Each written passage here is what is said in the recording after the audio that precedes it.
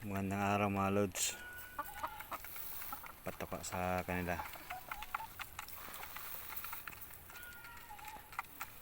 Mainit pa rin po. Magandang panahon ngayon. Kagaya ng isang linggo na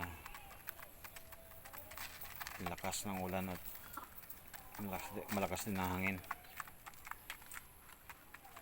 Yan sila. Tuloy-tuloy na yung pag-itlog ng iba. Nasa maapat na yung mga itlog. Iwan ko tong tatlong natira kung kailan mangitlog.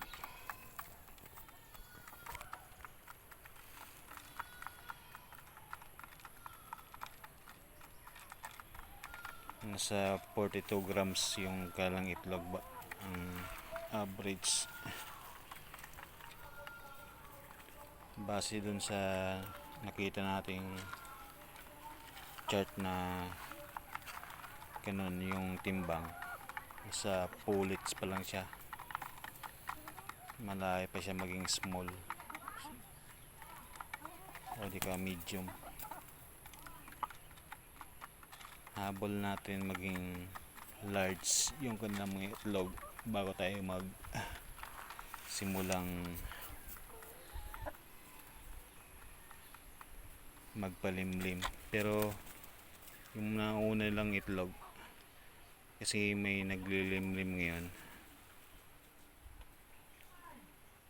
papalimliman natin.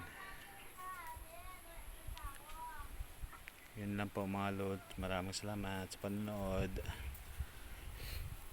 Pakipollow po ang ating munting tahanan.